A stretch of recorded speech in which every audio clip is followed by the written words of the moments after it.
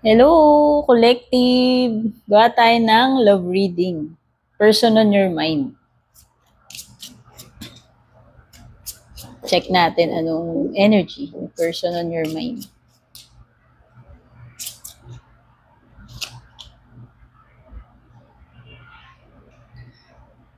Busy-busyhan tong person mo. Baka naman busy siya sa trabaho. Basta may pinagkakaabalahan siya.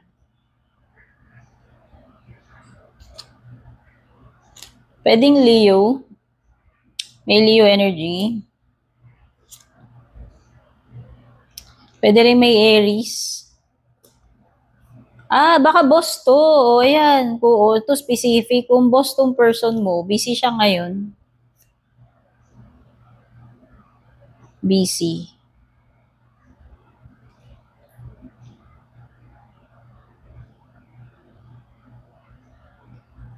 At saka, another thing about the strength card is pwedeng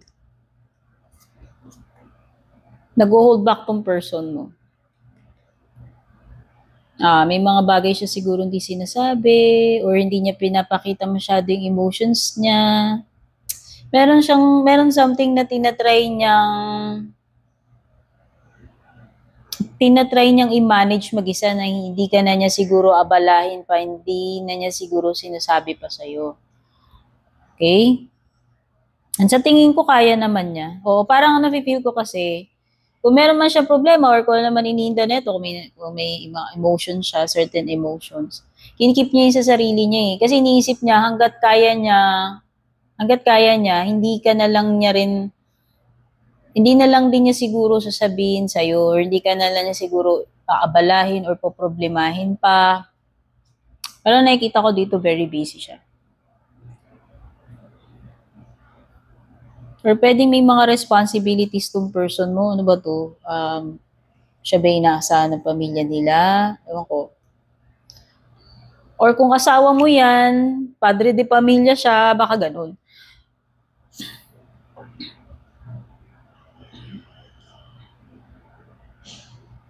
Two Wands.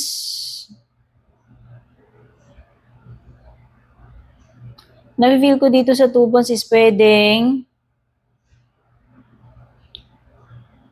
hindi kayo nag-agree about something. Pwedeng siya iba yung gusto niya mangyari, pwedeng hindi tugma, no? Or pwedeng mag-opposite yung direction ninyong gustong mangyari. Yun nga, sabi ko nga, parang hindi nagtutugma, hindi kayo magkasundo about something.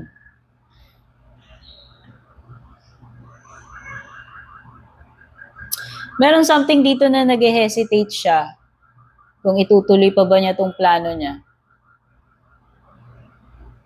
Oo.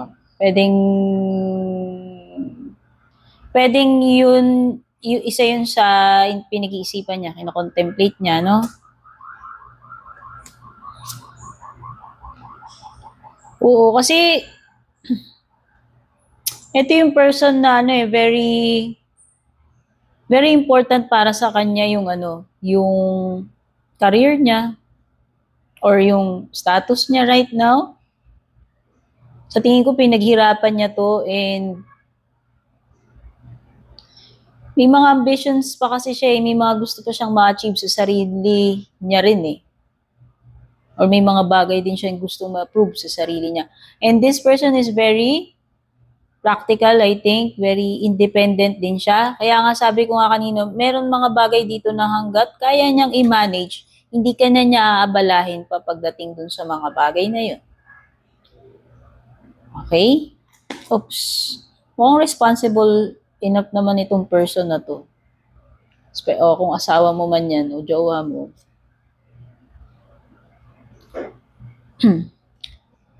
Or pwede rin kasing hindi ko alam kung sino mas bata sa inyo. Lumilitaw lang tong page. Pwedeng may energy na mas bata sa inyo eh. Kung sino man yung mas bata sa inyo. Pwede naman yung tao, kahit naman sabihin mo, ganito siya ka-responsible, ganyan siya ka-matured. Pwede naman eh, kahit bata siya eh, di ba? Wala naman sa age yun, nasa maturity yun eh. Meron nga dyan, ibang tanda na nila, pero yung utak nila, isip bata pa, o baka ganito. Di ko alam ha. Pero nasa sense ko lang yun. But I think parang merong magandang sasabihin sa'yo itong person mo. Pwedeng may good news siya na gusto niyang i-share sa'yo, ibalita siya sa'yo. Okay? So, ano pa?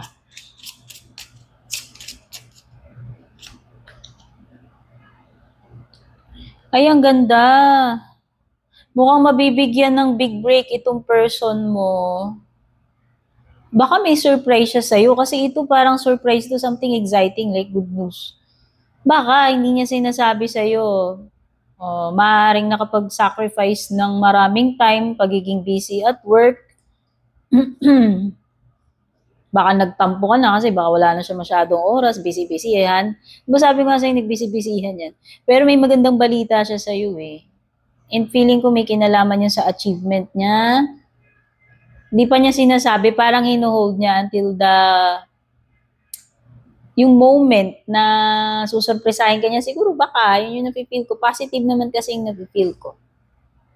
Okay? So, yung mga signs na nandito,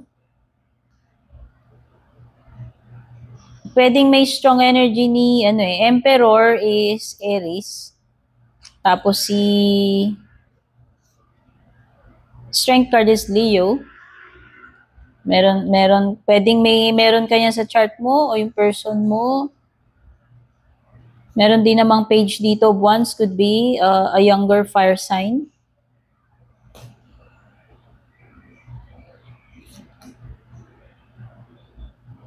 Oo, naghihintay talaga siya. Pwedeng may pinag-iipunan siya. Ewan ko, nung nakita ko to, parang may nagsasabi sa isip ko na may pinag-iipunan.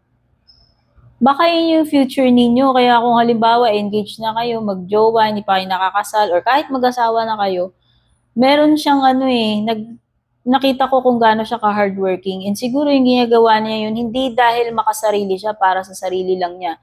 Pero binanggit ko na meron siyang mga gustong ma-achieve. Ang napipil ko is more on, yun yung mga goals niya siguro. Or yung way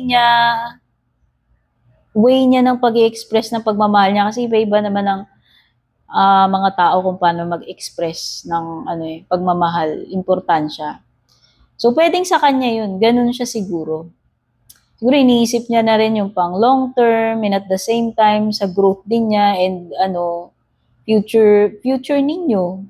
O kung magpapamilya man kayo, magpapakasal kayo o mag-asawa na kayo para sa mga anak ninyo.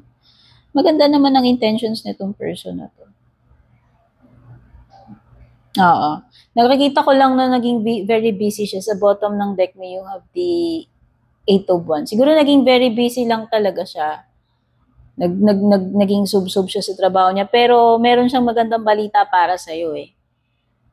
Siguro nawalan kayo ng communication or medyo dahil nga masyado kasing naging busy.